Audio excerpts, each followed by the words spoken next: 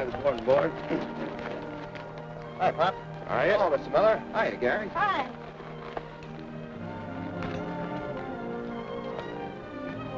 You ain't fixing to go into the roofing, are you, Pop? I sure am. Better not. It's gonna be rough. Well, that's just what I'm hoping, Dobie. Now, look, you're liable to get hurt. See here, Sonny. I can rope calves better with my left hand than you young'uns can with both hands. Now, look, Pop, we mean it. We know you're good, but you're not as young as you used to be. After that tumble you took the other day... Listen, that wasn't my fault. And I didn't get hurt nohow, did I? Maybe not, but it shook you up plenty. This is the last day. No use crowding your luck. You get pitched off and it's liable to break you in two. Listen, Bub, I've had so many bones broken I'm practically glued together. Now, all you young'uns have to do is to take care of yourselves and keep out of my way when I get in there. Here you are, Brian.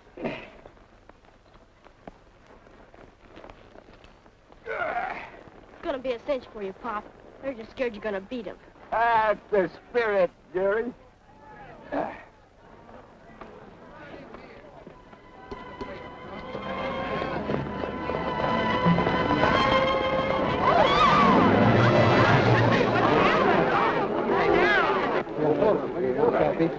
Brian.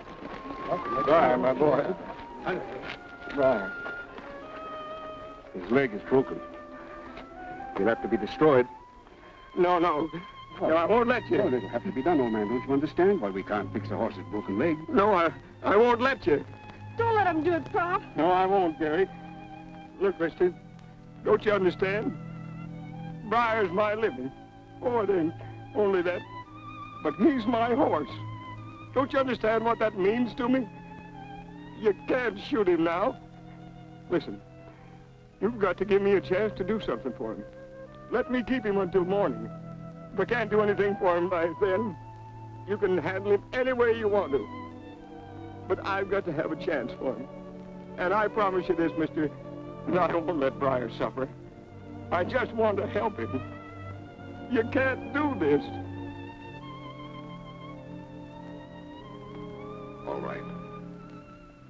All right, old man.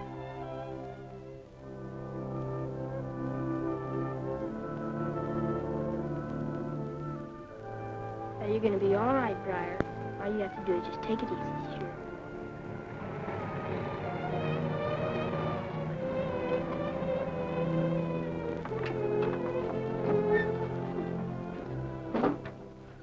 Well, how are you, boy? I got some of the boys, Gary, to help us load him into the trailer. Put the sling under him till we get him to a vet. And you're going to stay in the back and you keep awake.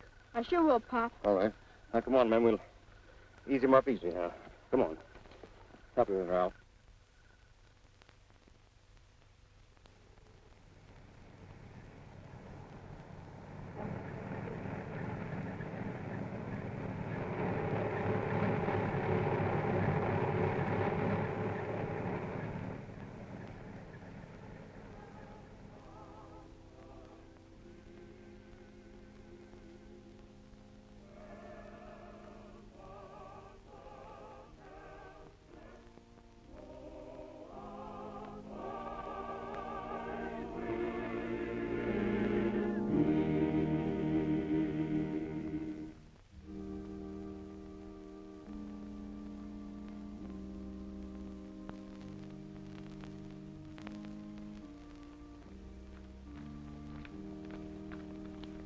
Goodbye.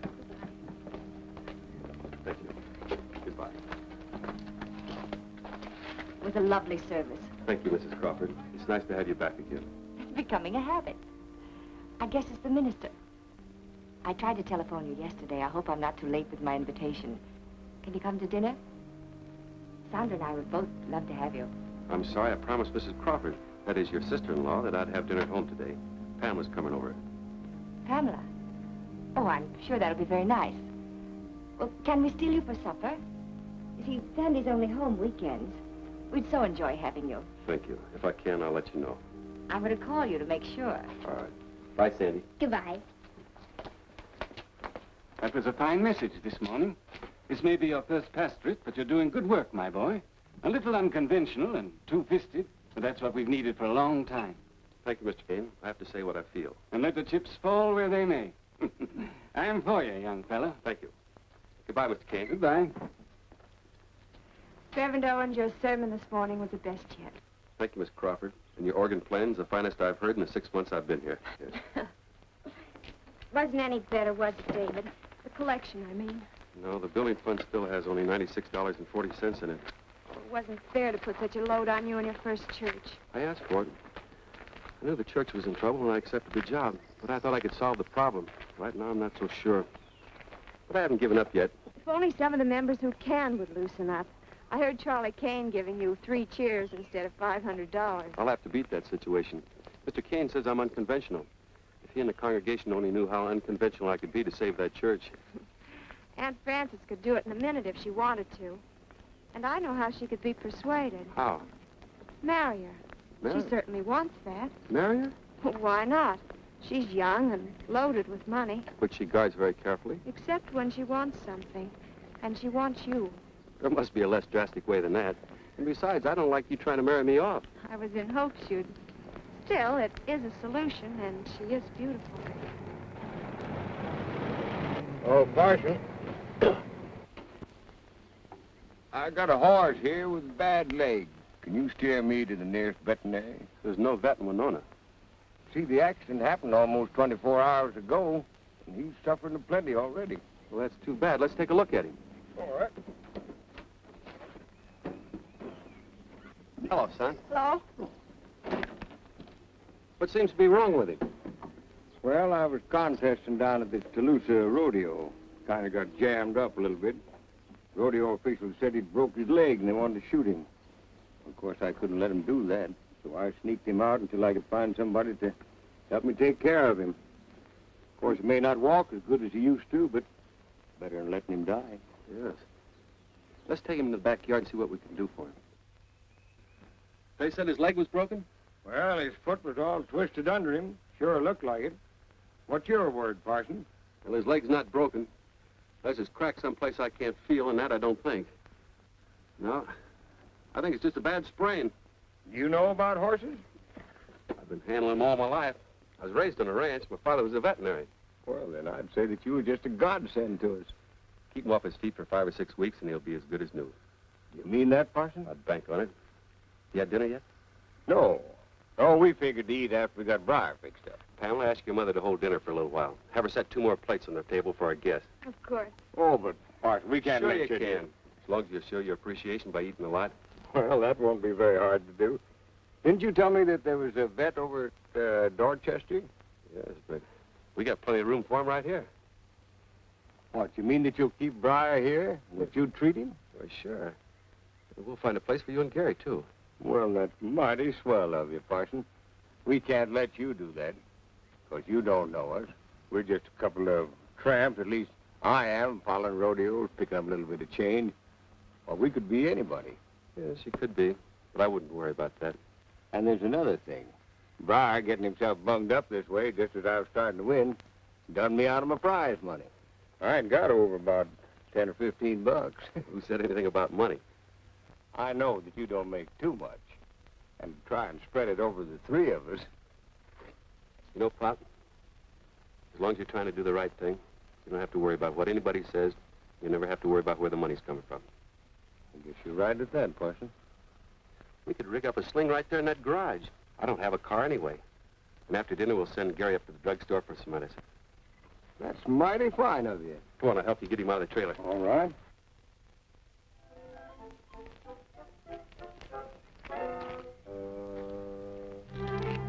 Hello. Hello. You're new here, aren't you? Yeah, I just got here. I thought so. I know most of the children, boys and girls in this part of town. Are you going to live here? Yeah, I reckon so for a while anyway. Where did you come from? No place. Pop, that's my grandfather. He and I travel together. We're in show business. Oh, an actor? No, none of that painted-up imitation business for us. We do the real stuff. Rodeos, bronc busting, bulldogging, calf roping, and everything. You mean you handle horses all the time? Do all that dangerous riding? Well, I enter in the junior event sometimes. I've been riding since I was 4 years old. Well, that must be wonderful. I love horses. I love everything about them. Do you have any horses of your own? Do we? We've got the greatest horse in the world. He's a thoroughbred, a champion. And you're really going to stay here in a sleepy town like Winona? Why? Oh, Briar, that's our horse. He had an accident yesterday at Toulouse. He hurt his right foreleg. We're going to stay here until he gets well. Gee, I'd like to see him. Would you? Come on, I'll show him to you. Oh. Well, hello, little lady. I see you brought back more than medicine, Gary. Yes, sir. She's Sandra Crawford. She's Miss Pamela's cousin. She asked if she could see Briar. Well, she's more than welcome. He's beautiful, Mr. Miller. How is he? Will he be all right? I reckon so. That's the way we aim to make him anyhow. Can I touch him? Sure. Briar's a smart horse. He knows when he sees a pretty girl. And he likes him, just the same as Gary and me. Sandra! Sandra! What on earth are you doing here? I'm just... Back here with strange stablemen. People you shouldn't even be seen with. Mother, please. Sandra, I've forbidden you to talk to such people. I thought I saw you come in here. Now come along with me. It was all my fault, ma'am. I've no doubt. It was just because she wanted to come back here Look, to... my dear, I need no information from you. Just a moment, ma'am. You see, Gary's no ordinary stable boy. And the little lady just came in to say hello to Briar. That's the horse. You see, we're rodeo performers. Oh, rodeo performers. Rodeo performers. Why, that's even... I wonder if Mr. O... Just what are you doing here? Well, you see, in the first place... Never mind, I don't care. Sandy, come on. See, that's the way to handle those kinds, son. Mrs. Crawford. Hello, Sandy. Oh, David. How nice. You'll have to excuse my appearance. I'm dressed to do a little veterinarian work. Veterinarian. Yes, Mr. Miller's horse was injured yesterday, so I volunteered to take care of him. Oh, so they're friends of yours? Well, yes, for more than an hour now. Would you like to meet him? Mrs. Crawford, this is Pop Miller, one of the most famous rodeo stars in the country. I'm very happy to know you. We're honored, ma'am. And this is his grandson, Gary. Hello. Hello. Oh, we've met. Yes. Why don't you go in the house while we see what we can do for the horse? Pamela's here with her mother. Oh, Pamela's here. Oh, yes. Yes, come on. Mother, may I please stay and watch? Of course, darling. If Mr. Owens doesn't mind. Why, certainly. Glad to have you. We'll be in a little bit. All right.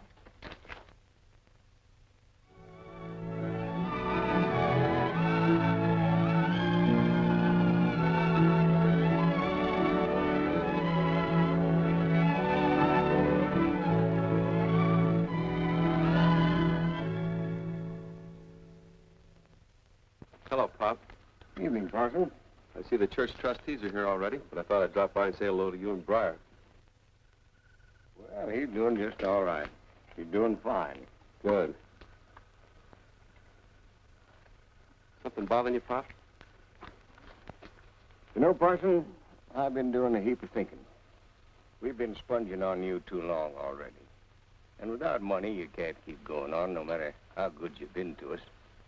And another thing, I know that you've been getting in Dutch on account of us.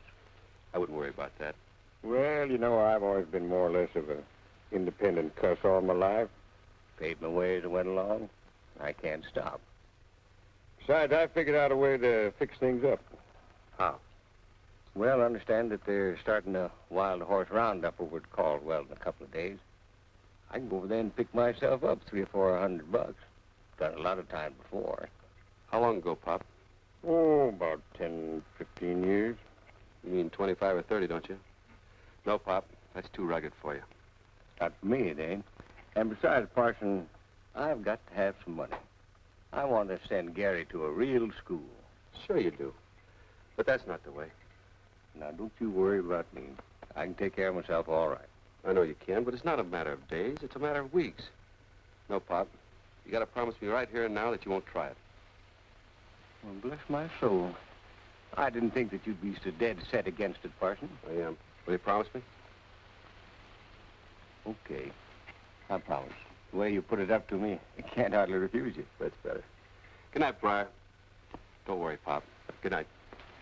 Good night, Parson.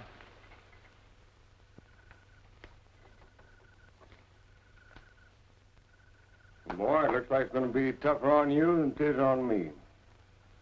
Dad busted, I hate to turn down a chance like that. But you know, you can't argue with a fella that's been as good to us as the parson has, can you? when Dad busted anyhow. Good night. Pastor, the Board of Trustees is solidly behind you, but very little disturbed. Now, as you know, in a town as small as ours, gossip is most undesirable. Gossip is always undesirable. It's one of the cheapest and lowest forms of conversation. Yes, of course, but I'm afraid you don't quite understand. Frankly, it's somewhat embarrassing to have our own pastor discussed unfavorably. Yes, there's talk. Not only of your close association with people who are, well, little more than vagabonds, circus followers, if you will, but that you keep them for weeks here in the parsonage. Precincts which, well, in a sense, should be considered almost as sacred as the church itself. Pop Miller and Gary certainly do not desecrate it. I plan to let them stay as long as they need help. That, gentlemen, is my decision, and I plan to stand by it. I'm disappointed and sorry that you disapprove. This boy, he should be in school. Pop Miller knows the educational laws. He himself instructs Gary and sees that he studies. From what we know of him, he's hardly qualified as a teacher. But all this discussion is ridiculous. Yes, it is. I thought this meeting was called to discuss a far more important problem. One that reflects more discredit upon you men on the Board of Trustees than the presence of an old man does upon me. Now, just a moment, Pastor. In a few weeks, we face the loss of our church for one of a few $1,000s. I think it'd be much more the point if you gentlemen concentrated on that problem, rather than whether I gave a helping hand to a small boy and a man who needs it. Promise and no promise. That night Settled. Good night.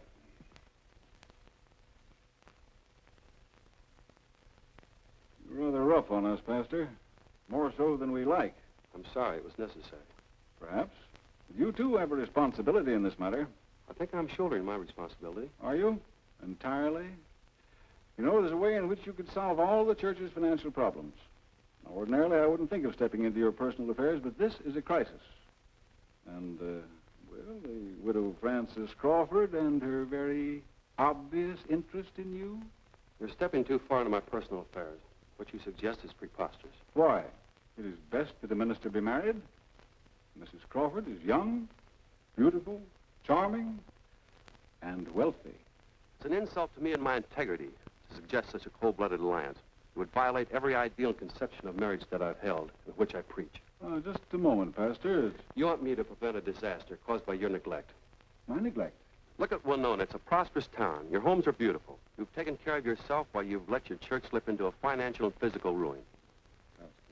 And you want me to save the pieces. My personal life is not on the auction block.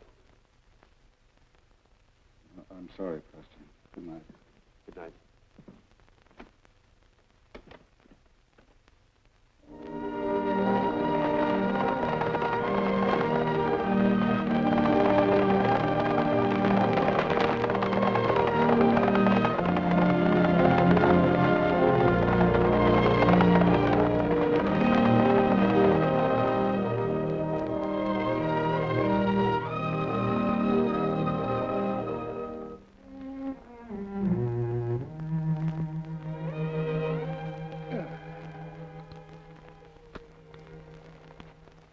Let me help you, Pop. Well, thanks, son. Don't you think you've had about enough? You've taken a tough beat in the past couple of weeks. You're all beat up and tuckered out. Oh, I'm all right. I've been in more wild horse roundups than you got years. Well, I wouldn't doubt that, but you'd be smart if you quit now and went home. You've made yourself a few dollars. Well, not many. Not near enough. I'll take it, Pop. No, it's fine. I'll take it, sir.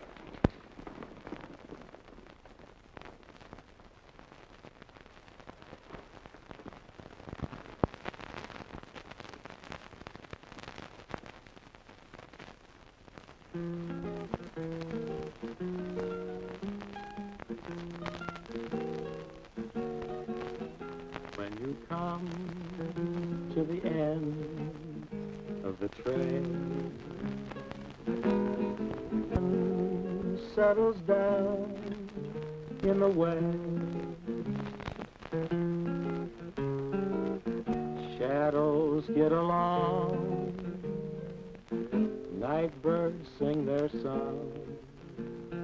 It's time for a well-deserved rest. Very soon, little stars will say howdy. Then the man in the moon tells a tale. Skies nevermore will be cloudy when you come to the end of the train. Go to sleep, old timer. Let your cares and your troubles set sail. The roundup is through, and your dreams will all come true when you come to the end of the train.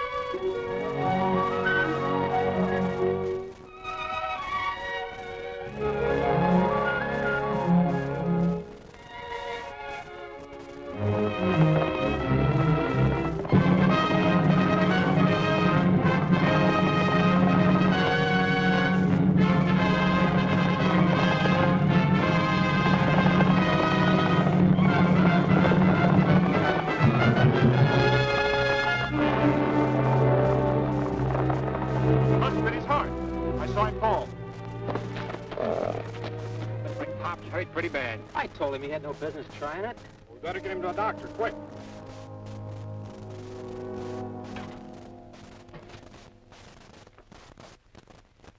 Dear Gary, it's a swell roundup. I'm doing great and having a swell time. Tell the parson I'm sorry I broke my promise, but I couldn't help it. Be a good boy. See you next week. Pop. Mr. Owens! Mr. Owens! Why, his leg's as good as new. Is he really all cured? It's a card from Pop. Oh, Sir, that's good news. gosh, won't he be tickled when he sees Briar's well again? I can hardly wait until he gets back. And he feels the same way. You can bet on that. Can I really ride him today? I don't know why not. We've thrown the sling away. I'll help you saddle him. He's beautiful. The most beautiful horse I've ever seen. And he knows me. I bet he does, darling.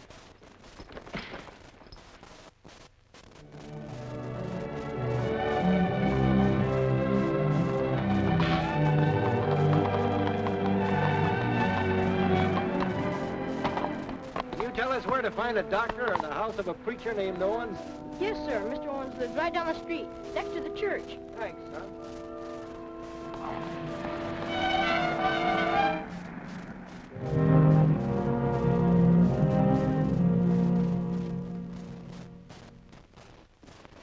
What are his chances, Doctor? Pretty serious. Here are the x-rays, Doctor. Better go in there and keep an eye on the patient.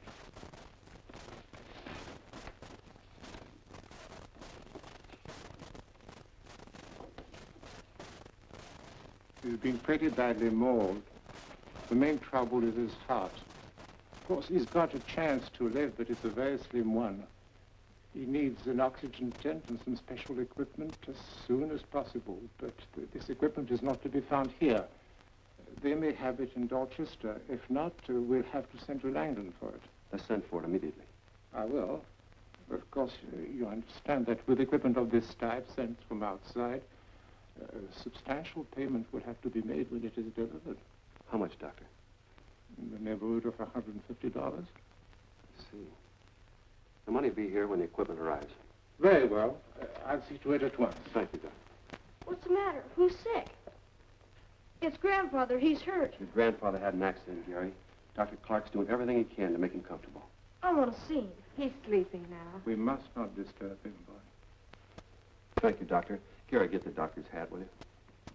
Goodbye, Doctor. $150. Where are you going to get it, David? At the moment, I don't know.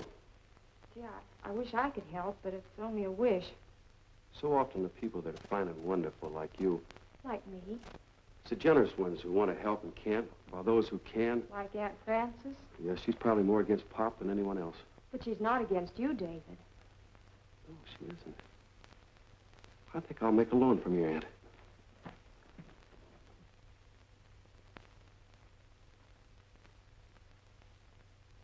I'm surprised, David, you should ask me this favor. I'm not asking a favor, Mrs. Crawford. I'm requesting a loan. For someone who's caused me nothing but trouble. Cause trouble? You know very well Sandra's been unmanageable since this old man and this wild boy came into town. It would be money thrown away. Very well. I was just thinking of an old man who was gasping away his life because nobody will help him. Goodbye, Mrs. Crawford. But David, please wait. I'm not heartless. I just... Very well. I'll loan him the money. Thank you. David, you know as well as I do that he can't live long. He can't repay it. I know you feel you must do this for this man, Miller. And I'm sorry I have to look at this in a business light. But what security has he to offer? This horse, Briar, it's his own, isn't it? Yes, it is. Very well, I'll loan you the money if you'll put up the horse as security. I'll make all the arrangements. I'll send Joe over in the morning to pick him up. Thank you. Goodbye, Francis. This is the last time for a while, Briar. Now, you gotta be a good horse while you're gone. He looks okay. Haven't been on a horse for a while, but I guess I haven't forgotten how to sit on a saddle. If you're gonna sit in any saddle, that's not the one. Why, there two? Not unless you brought one. Oh, sure. I always carry a spare saddle in my pocket, just for times like this. Come on, Gary, get Briar ready, now get going. Not with that saddle, you won't. Mrs. Crawford made a deal for Briar and nothing else. Gary's right, Joe. But gosh almighty, I beg your pardon, sir, but I can't ride this horse bareback. Maybe if he had a steering wheel and a gear shift, I could, but... A deal's a deal. And we're keeping the saddle. Sorry, Joe, I can't help you. Well, you can lend me the blanket, can't you? Sure, Joe, sure. We'll lend you the blanket.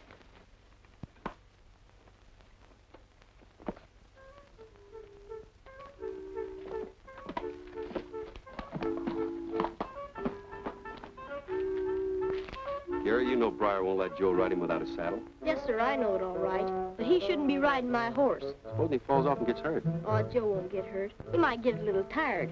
But in that case, he can always lay down on the blanket.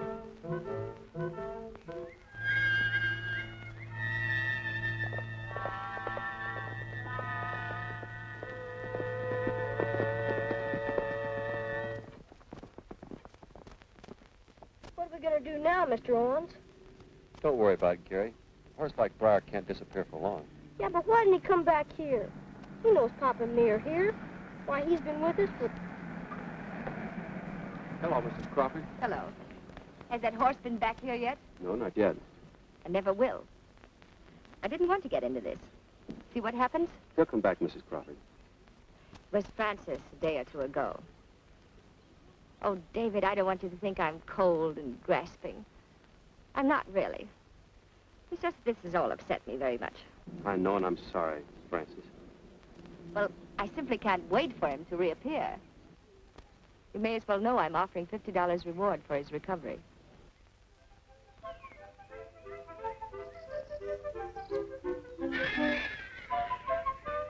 It's Briar!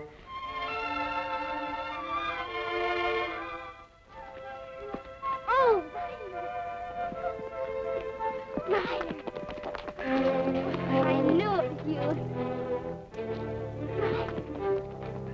It's Briar! Oh, is this yours? Oh, what a lovely horse. Oh, beautiful. It's Briar, the horse I told you about. Don't tell anybody, promise. We promise, won't we? Sure. But what are you going to do with him? Take care of him. Right now, I'm going to ride him. Help me. Sure I can. Remember your promise. Don't tell anybody. Not anybody. Where are you going? Oh, a special place where nobody will find him. Let's go, Briar.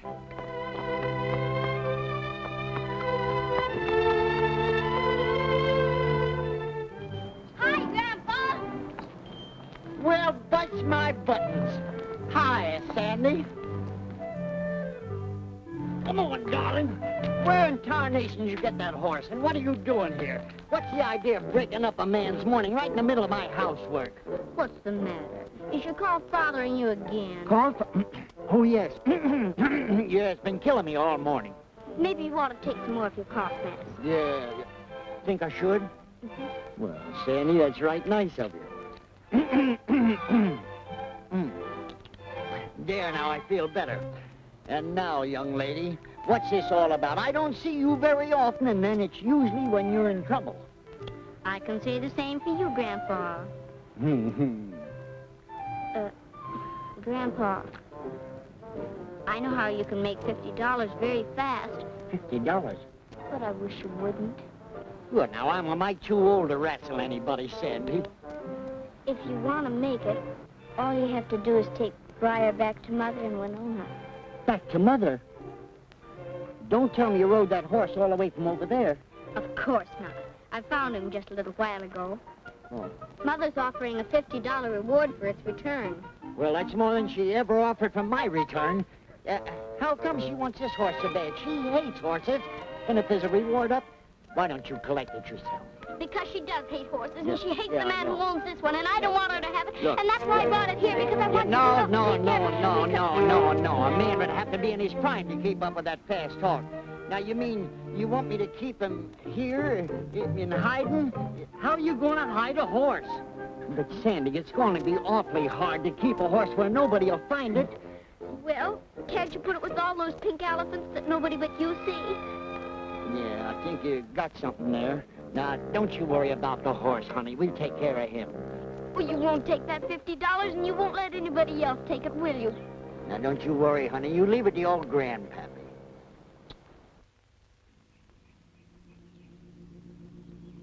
Pop Miller had countless thousands of friends in all parts of the country who would wish to be here if they knew of his passing in this, a community where he was a stranger. So in their name, we few who've grown to know him and to love him, pay him this last homage.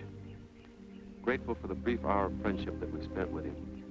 And as for Pop himself, he can truthfully say, I put up a good fight. I've finished my course and I'm rolling home. I've kept the faith. Henceforth, there is laid up for me a crown of righteousness. Amen.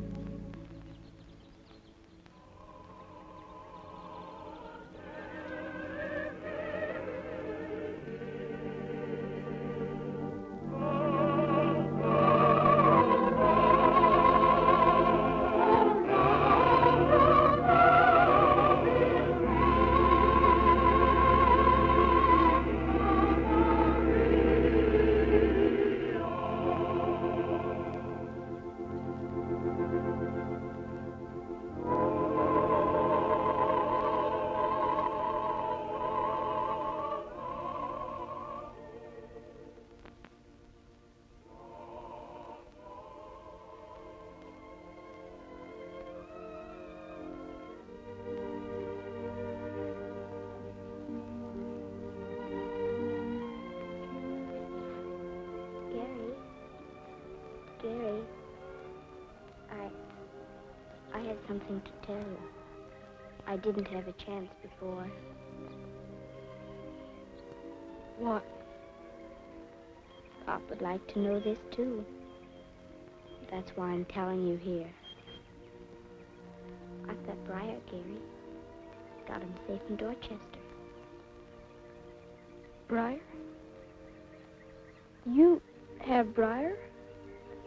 Yes. I found him. I've got him hid at my grandfather's. Oh, gosh, Sandy, how is he? But we'll have to keep it a secret, or else they'll take him away from us. We mustn't tell anybody, not even Mr. Owens. Did you hear that, Pop? Briar's okay, and I'm going to live with Mr. Owens.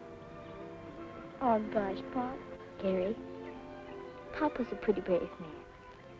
I don't think he wants you to stay here and cry for him.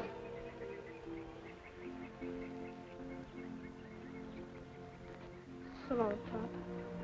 I'll be back to see you as often as I can.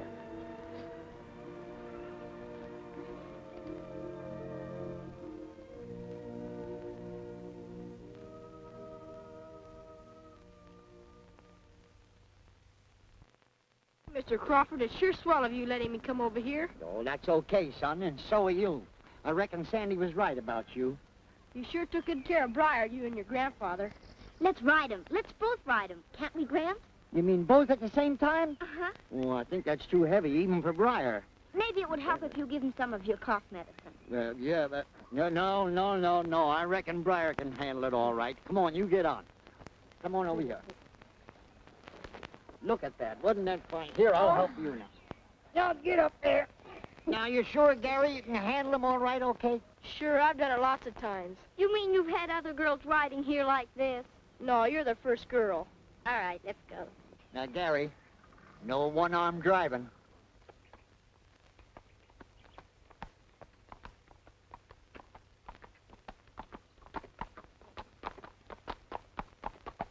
You know why I sent for you, Gary? Sure, to see Briar. That's only part of it. I had to talk over something with you. Something awful serious. What is it? You won't be able to pay Mother the money on time, will you? No. They sent the $40 Pop Kern in the roundup to Mr. Owens to send to your mother. That leaves over $100 that has to be paid to him the 28th. And I promised Grandpa I'd take Briar back if the money wasn't all paid. So we have to get it somehow. Yeah. How? There's a big sulky race here in the 28th in Dorchester. And if Briar could win that, the first prize is $5,000. That would pay back Mother and leave you a lot besides. Then I could pay for that church debt that Mr. Owens so worried about. Well, not exactly worried. He never worries about anything. He just works hard and says he knows that everything will be all right. He's sure swell to me. Wish I could do this for him. We have to, Gary, and we mustn't tell anybody. Even Grandpa wouldn't hear of it. That's why I wanted to come out riding. Well, one of the reasons. So we could talk it over. I found out something else. What?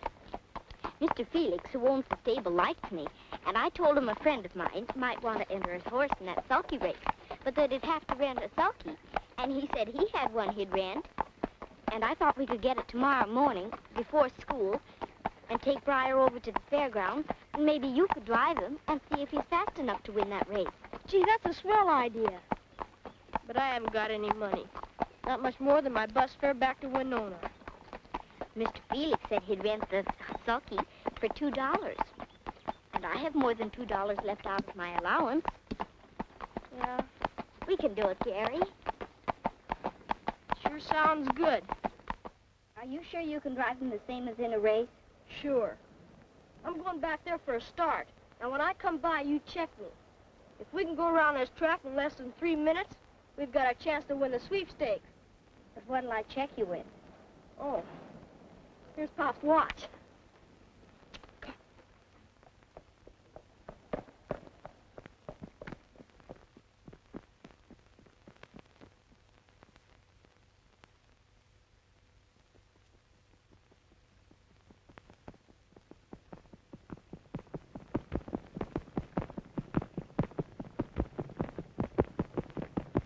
One minute.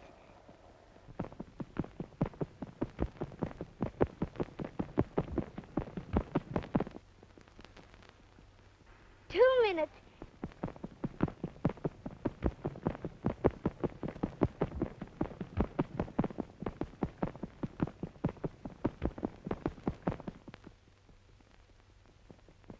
$2.20.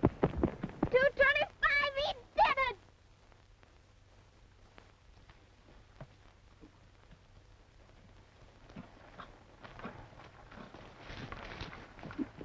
How fast? 2 minutes and 25 seconds. Gee, that's swell, Sandy. We just got to enter Briar in that race Saturday. But we're just kidding ourselves. They won't let me or you drive him in the race. And we got to keep everything so secret. We couldn't ask anybody else to drive him. And oh, shucks, it just won't work. And anyway, it costs money to enter a horse in a race. How much money? Oh, about $50 for the kind of race we want to enter him in. Is Briar fast enough to win that race? Sure he is. Then we've got to enter him, whether we're kids or not. Well, I bet I could raise the money to enter him. You could? How? From the kids at school. They all have pretty good allowances. Of course, we spend it all. But if I hurry, I bet I could do it. But then you'd have to tell them all about Briar. No, I could make it sort of mysterious, like a secret. Oh, I could do it, Gary. We've just got to get a driver. Yeah. That's the trouble. No, it ain't. Mr. Owen says if you need something bad enough, and it's right, you always get it no matter what. We just gotta have faith. And you need the works, too. You're right, Sandy.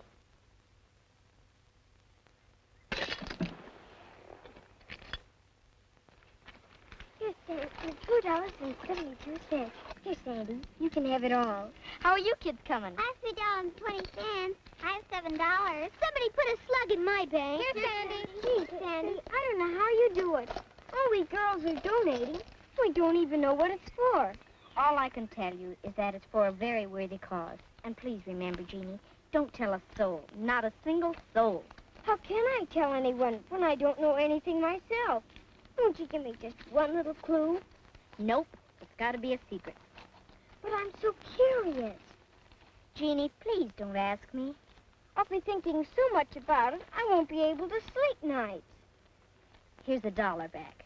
Go buy yourself some sleeping pills. Is this a private reverie, or can anyone join in? You're off early. Yes, Mr. Hodges had to go out of town, so he said I could have the afternoon off. I thought I'd come over to your place and help Mother. It's a good excuse, anyway. Excuse? For what? It's a secret. How's Gary? Does he still grieve much? Yes and no. He puzzles me a little, though. I don't know whether it's the influence of Sandy, but he seems more cheerful since his trip to Dorchester. I'm surprised he doesn't miss Briar more than he does.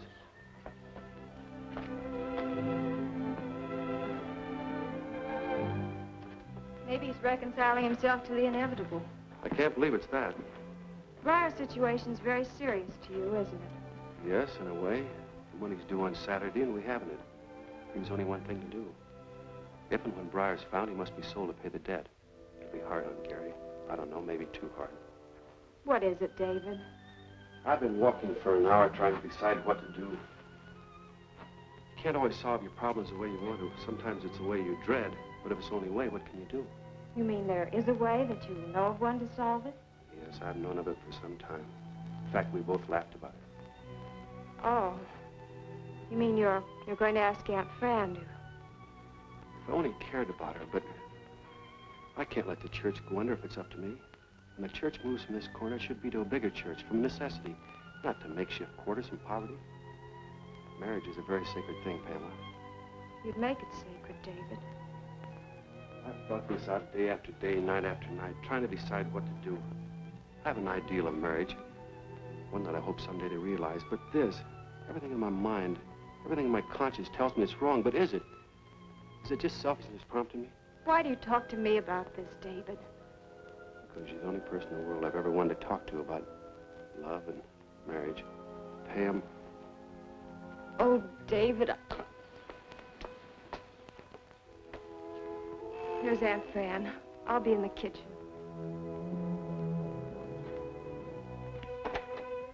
This is a surprise. Won't you come in? Hello, David. You mean I'm 2 days early? 2 days? Lady Shylock. As a matter of fact, I did want to talk to you about that. May I sit down? Why, of course, do. Thank you. I mean, I use every excuse as a chance to see you. You're flattering, Frances. No, just wishful. And brazen, too. But to be serious for a moment, and practical, is there any prospect for that loan being paid on Saturday night? At the moment, no. Well, I have information that I think will lead to the horses being in my hands very soon. And I certainly don't want him. He'll have to be sold. Of course, anything over the amount due will be paid to you and the boy. That horse means a great deal to Gary, Frances. Well, you can't afford to pay the loan. And the boy can't possibly earn it. I think when you know me a little longer, you'll be grateful for my business judgment. I'd be grateful. Yes, I hope so. I'm glad you've decided I'm not so hard. I hope that concession from you is an inkling of a much deeper sentiment. I told you I was brazen. David, am I such a repulsive person? On the contrary, Frances. When you're not being ruled by your passion to prove yourself a business expert, you can be completely charming. Well, isn't it possible that what you call a passion for business is just something that fills a void in a very lonely life? I'm very lonely, David. Oh, David, a minister shouldn't be oppressed by money worries. Undoubtedly, it would give him a lot of time for other services. Yes, that's what I mean.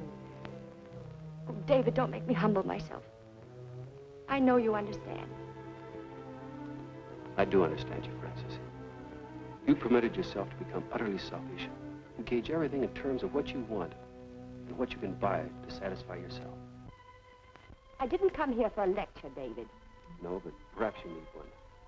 Whenever you give anything, it always has strings attached to it. It's not from the heart, it's what can I get in return for this? So that's what you think of me. You despise me. No, I feel sorry for you. Sorry? You feel sorry for me? Yes, sincerely. You spend all your time trying to make more and more money that you don't need, to the point that you neglect what should be your most priceless possession, Sandy. Sandy is my affair, if you don't mind. And I'm not so blind as you think. It's Pamela. She's worked her way in, torn me down. It's not Pamela. It is Pamela. I can't deny my feelings about Pamela. And she's everything I'm not, of course. It's hard for me to believe that anyone can sit in that church, Sunday after Sunday, and watch it be destroyed for the want of a gift that you could so easily afford, and it'd be such a blessing to the church. Which is precisely what I'm going to do.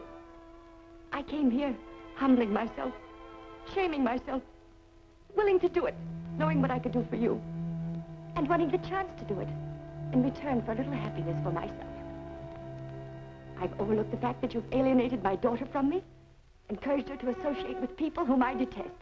Well, very well, you can have your sugary, penniless Pamela, and that uncouth little tramp, Gary. And you can also have the pleasure, as I will, of seeing your church fall apart. And I'll not lift one finger or give 1 cent to save it for you. Frances, I beg. Yes, you beg. You always beg. Because you were made to be a beggar.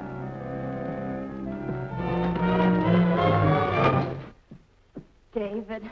I'm sorry, David. We both got to try to help her, Pam. I'm afraid she won't accept much from either of us. I think for a moment I almost asked her to marry me. You know you would have broken my heart, don't you? No, but... Oh, I'm sorry, Mr. Owens. I didn't mean to interrupt, but could I see it for a minute? It's awfully important. And Pam, it's very private. Oh, I see. I'll give you exactly 5 minutes. Gary, let's sit down and have a little talk, huh? I saw Mrs. Crawford drive up. I had a hunch, so I listened to nearly everything she said. Gary. I know, sir. But Mr. Owens, she's Sandy's mother and all. But she ain't like Sandy. And oh, gee, Mr. Owens, she was crowding you. I just have to tell you right now. Gary, what are you talking about? Friar, sir. He's not lost. Sandy found him in Dorchester. She's hiding him at Grandfather Crawford's. That's why she told me to come up there, so I could see him. In Dorchester, Sandy? Yes, sir. Briar's entered in that race Saturday. Sandy raised enough money for the entry fee. And I tried Briar out myself.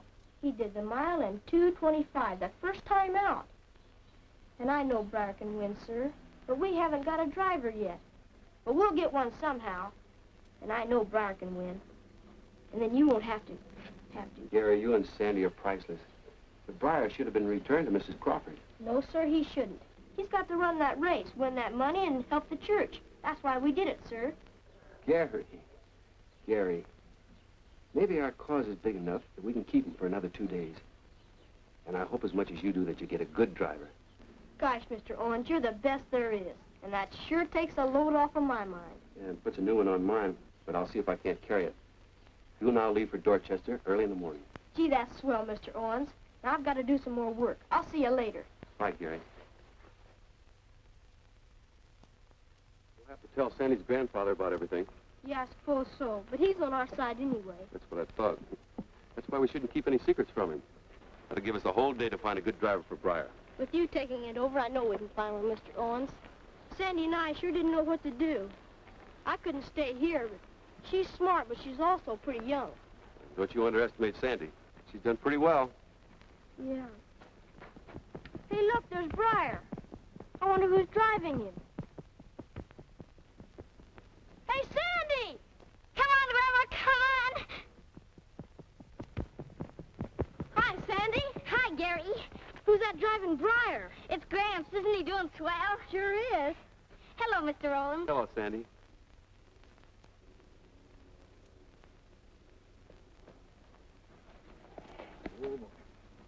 This is Reverend Owens, Grandpa. How'd do? How do you do, sir? We were looking for you. Thought maybe we were a little early. Not a bit too early, son. We were up before the chickens this morning. I thought we'd be early enough to see some of Grandpa's green snakes and pink elephants. No. That's a little story for the children, you understand. What kind of medicine is it? It's a special prescription. I think I understand. We've got a driver, Gary. Grandpa. He knows all about everything, and he said he'd do it. That's right. Sandy finally broke down and confessed all about these mysterious goings-on. I didn't have a chance to write you, Gary, and I didn't dare anyway. I didn't know Mr. Owens knew anything about it. Well, I didn't until yesterday, Sandy. And you mean you approve of all this shenanigans? Well, under the circumstances, I think it's all right.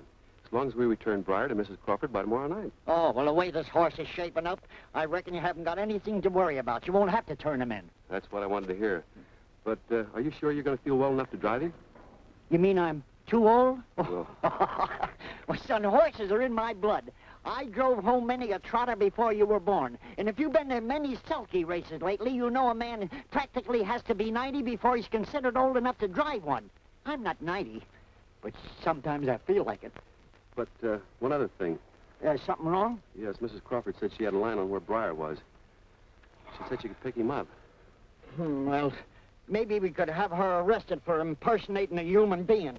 You can't let her find Briar before the race. She'd be sure to stop it. We gotta hide him someplace else. You know of a feasible place? Who's feasible? I know. Mr. Felix will hide him right in his own stables. I know he will if I ask him. Could we do it right now? Sure, He's right near the school, and I have to be there pretty quick. That's okay, honey. You can ride right in my lap this time. Brother Owens, you'll be staying over, of course. I wouldn't miss the race for anything. I've got a lot at stake. Don't worry. I'll bring you home a winner. I hope so. Hope those pink elephants and white rabbits aren't too much for Briar to pull. Oh, there's only one animal I'm interested in from now on, and that's Briar. Good. We'll see you back at the house. That tip I had was right, Mrs. Crawford. The horse is in Dorchester. But where in Dorchester? It's a big town. Where is he? I don't exactly know that, but it shouldn't be too hard to get hold of him. He's going to be in a race tomorrow. A race? But that's absurd. Maybe. But there's a horse named Briar entering the Dorchester stake race. That's the big race of the week. But that's ridiculous. No one would enter a stolen horse in a race. Must be another Briar. I don't think so, ma'am.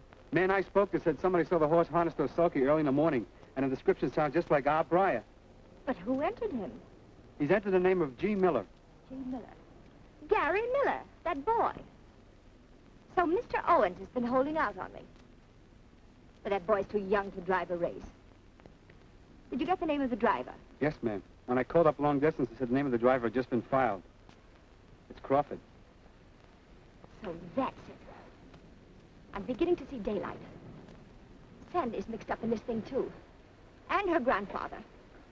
All of them trying to keep from me what's rightfully mine. Shall I go after the horse, ma'am? No, Joe, not today. I'll go up tomorrow. So that's why Sandy wanted to stay there over Saturday. Yes, Joe, we'll go to the races tomorrow. We'll put a stop to their little game just before the big race. I like surprises, Joe. I'll pass out a couple. The whole thing is a low, cheap double-cross. People should know better than trying that on me. I think you're right, ma'am.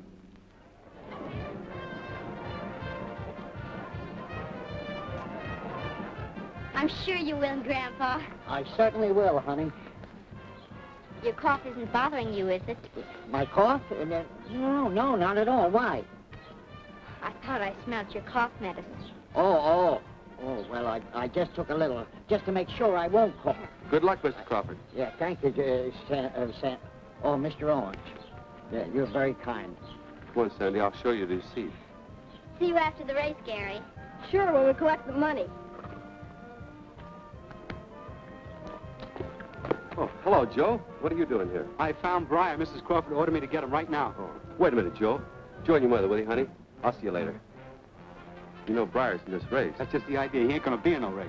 Well, I'm sure Mrs. Crawford can wait until after the race is over. I don't think so. She wants me to grab him right now. And I'd like to do a little grabbing on horse myself. Yeah, I can understand it. I'd like to stop you some way. Nothing's gonna stop me. Heaven forgive me.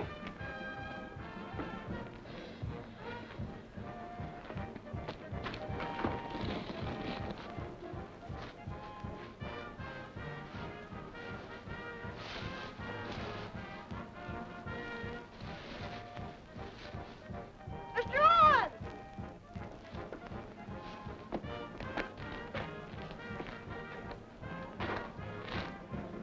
Mr. Owens!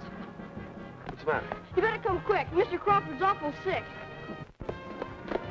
Mr. Crawford. What happened? That's what I want to know. What happened?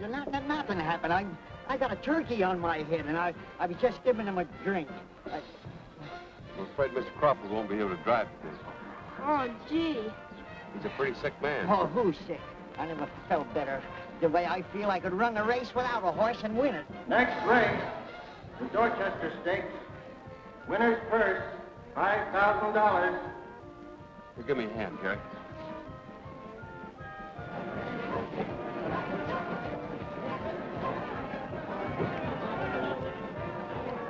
Well, where have you been? Just around. Last call. All entries in the Dorchester Stakes on the track, please. Last call. Briar, Miller entry. Owens replacing Crawford. Crawford took suddenly ill. Owens substituting for Crawford, driving Briar.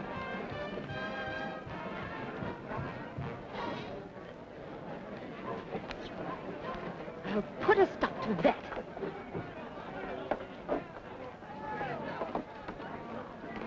Joe, what on earth? Well, I met Reverend Owens. He asked me where I was going. I told him I was going after Briar. Nothing would stop me. But he did. Clipped me on the chin.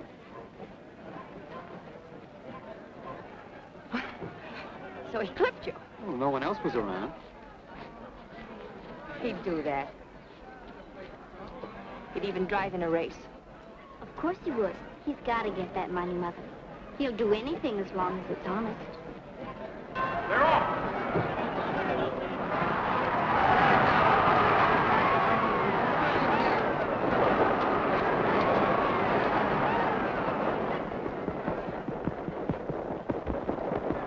Come on, David. David, come on. Come on, Briar. Come on, Briar. I hate that horse, but he sure got something, Mrs. Crawford. So did the man who was driving him. Oh, I can't help it. I hope Come on, Briar. Come on, Briar. David, bring him home. David, bring him home. David, bring him home.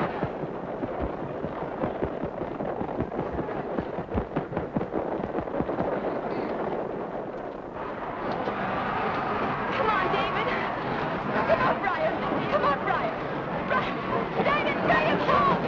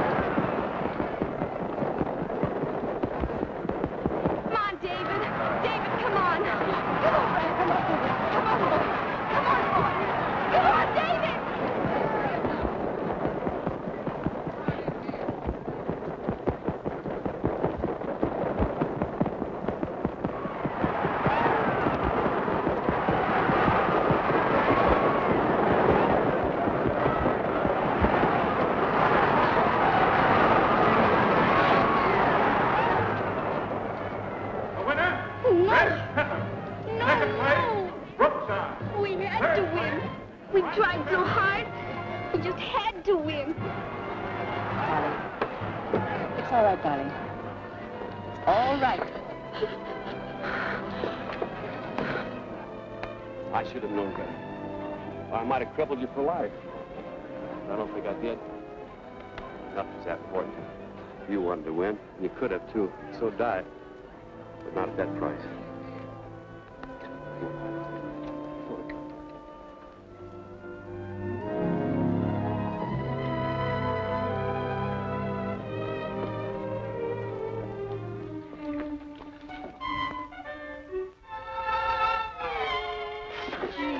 Give him a rub down, will you? Who, me? How do you feel, Mr. Crawford? I feel fine. Give me that cap. I'll show you how to win a race. I'll bring you home a winner. Oh, David.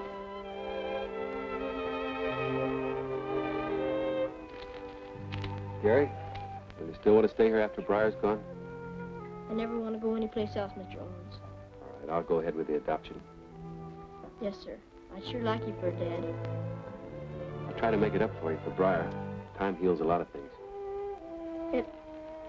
It's worth it. It was for Pop that we're losing Briar. So it's okay, Mr. Owens, honest. How is he, Gary? Oh, he's just fine. I've been giving his leg a rub down to make sure.